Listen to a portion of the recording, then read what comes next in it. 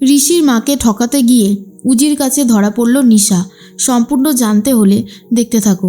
গল্পে শুরুতেই দেখা যায় যে নিশা বারবার করেই বলতে থাকে জিৎ বসুকে সে জব্দ করেছে।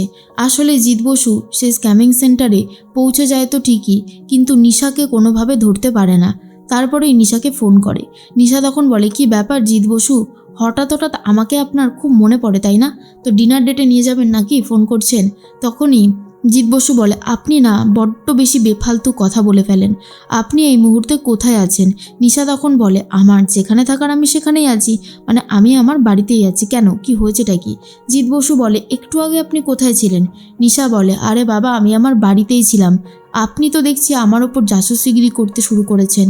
তা আমি কি অন্যায় করেছি শুনি? জিৎ বসু বুঝতে পারে এই সব কিছুর পেছনে আসলেই রয়েছে নিশা, কিন্তু কোনো প্রমাণ নেই, তাই নিশাকে কোনোভাবে অ্যারেস্টও করা যাবে না।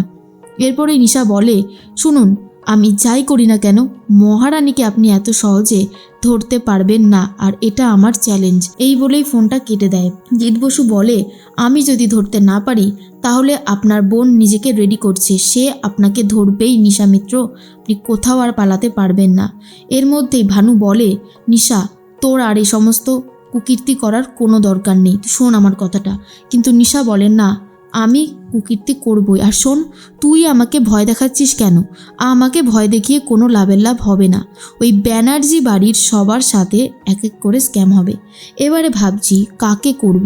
তখনই ঠিক করে ঋষির মাকে ফার্স্ট টার্গেটটা করবে। এদিকে উজি চলে গেছে ঋষিদের বাড়িতে, কারণ উজির দায়িত্ব পড়েছে। আর তখন খেয়া বলে, মায়ের বন্ধুবান্ধবীরা তো অনেকক্ষণ আগেই চলে এসেছে বৌদি ভাই, যদি মা জানতে পারে তুমি দেরি করেছো তাহলে সেটা নিয়েও একটা কেলেঙ্কারি কাণ্ড হবে।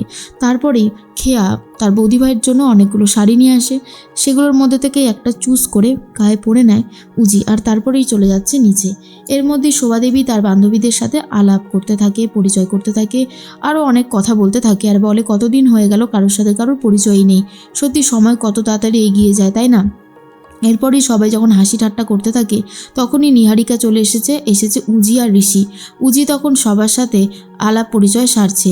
নিহারিকা বলে, আজকে তো ঋষির বউ আসতে লেট করলো, কারণ ও গেছিল পুলিশের পরীক্ষা দিতে, তাই না উজি? আর এটা শোনার পরেই পুরোপুরি অবাক হয়ে যায় সবাই। আর শোভাদেবীকে তার বন্ধুরা প্রশ্ন করে, হ্যাঁ রে, তোদের বাড়িতে তো কেউ পুলিশ আর্মি নেই, সবাই তো রীতিমতো বিজনেস করে, তা তোর বউকে হঠাৎ করে এই প্রফেশনে ঢোকালি? তখনই ঋষির বাবা বলে, আসলে আমাদের বাড়ির মেয়ে বউদের কোনো সময় কোনো কিছুতেই আটকানো হয় না, তাদের যা ইচ্ছা তারা সেটাই করে। আসলে উজি ভালো লেগেছে তাই করেছে। শোভাদেবী বুঝতে পারে ঘটনাটা একটু বেশি বাড়াবাড়ি হয়ে যাচ্ছে, তাই সেখান থেকে একটু সাইড হয়ে যায়। মাথা যন্ত্রণা করছে বলে সাইড হয়ে যায়। নিহারিকা ইচ্ছে করে সবাইকে তাতিয়ে দিতে থাকে। এর মধ্যেই স্ক্যাম করবে বলে ঠিক করে নিশা, আর ফোন করেছে শোভাদেবীকে। অন্যদিকে উজি সবার জন্য ভাজাপুরি করতে থাকে, সাথে হেল্প করতে থাকে ঋষি। এরপর শোভাদেবীর ফোন করে নিশা আর বলে, ম্যাডাম আপনার জন্য একটা দারুণ সুযোগ আছে। আপনি জানেনই না আপনি একটা রেফ্রিজারেটর পেয়েছেন, আর আমাদের তরফ থেকে 75 ইঞ্চি একটা এলইডি টিভি ফ্রি পেয়েছেন। শুধু আপনাকে একটা ওটিপি বলতে হবে, তাহলেই হয়ে যাবে। কিন্তু শোভাদেবী বলে, আমি এসব নিয়ে কি করব, আমার কাছে এগুলো অলরেডি রয়েছে। নিশা তখন বলে, তাই তাহলে আপনার জন্য অফারটা চেঞ্জ করে আপনি আর আপনার হাজব্যান্ড 4 দিনের জন্য কোথাও একটা ঘুরে আসতে পারে, সেই অফারটা আমরা দিতে পারি। আপনাকে শুধু ওটিপিটা বলতে হবে। শোভাদেবী বলে, ওটিপি? এরপর যে ওটিপি বলতে যাবে তখনই চলে এসেছে উজি এসে 00 বলতে থাকে, আর বলে, আমি জানতাম যে আপনারা স্ক্যামিং করেন, আর সেই জন্যই মাকে সাবধান করতে এসেছিলাম। তার আগেই দেখলাম কাজ হয়ে গেছে। কিন্তু তা কী অফার করছিলেন? শোভাদেবী বলছিল আমাদের নাকি রেফ্রিজারেটর বেঁধেছে, টিভি দেবে, আবার বলছিল আমাদেরকে নাকি ঘোরাতে নিয়ে যাবে। উজি বলে, তাই? আপনাদেরকে আমি জেলে ঢুকিয়ে দেব, আপনারা এটা জেনে রাখুন। তখনই ভয় পেয়ে যায় নিশা, আর বলে, এই উজিটার আর আসার কোনো সময় নেই। উজি বলে, খুব ভালো মতন জানি যে আপনারা এরকম অনলাইন স্ক্যামিং করে টাকা কামান, একবার যদি ধরতে পারি না আচ্ছা মতন শিক্ষা দেব। এরপর নিশা তাড়াতাড়ি করে ফোনটা কেটে দেয়।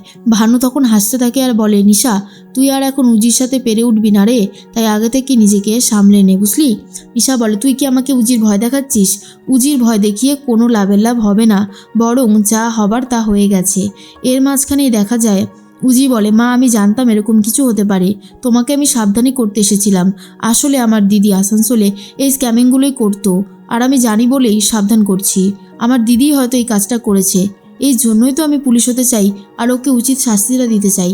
শোভাদেবী বলে, ভালো লাগে না, আমার আর ভালো লাগে না। এই রকম ঝামেলায় যে আর কতবার পড়তে হবে তার কোনো ঠিক ঠিকানা নেই। ঠিক সেই মুহূর্তেই ঋষি তখন বলে, মা, উজি তো ভালোই চায় এই পরিবারের, ও কি খারাপ চায়? কেন যে তোমরা ওর ভালোটা বুঝতে পারছো না সেটাই আমি বুঝি না। কিন্তু শোভাদেবী বলে, ও পুলিশ হোক সেটা আমি কখনোই চাইনি, ও যে কোনো প্রফেশনে নিজেকে জড়াক, আমার তাতে কোনো আপত্তি থাকবে না। কারণ এই বাড়ির মেয়ে বউরা বিজনেস করে সেটা আমি জানি, তবে ও যেই প্রফেশনটা চুজ করেছে সেটা আমার খুব একটা পছন্দ নয়, তাই আমি কোনোভাবেই এই প্রফেশনটা মেনে নিতে পারবো না। তোরা আমাকে যে যাই বলিস না কেন, আমার সিদ্ধান্ত কোনোভাবেই সরবে না, আমার সিদ্ধান্ত একই থাকবে। আর ঠিক সেই মুহূর্তেই ঋষি তখন বুঝতে পারে এইভাবে মাকে মানানো সম্ভব নয়, কিন্তু উজি একদিন ঠিকই নিজেকে নির্দোষ প্রমাণিত করবেই আর দেখিয়ে দেবে প্রফেশনে থেকেও ঘর আর সংসার দুটোই সামলানো যায়।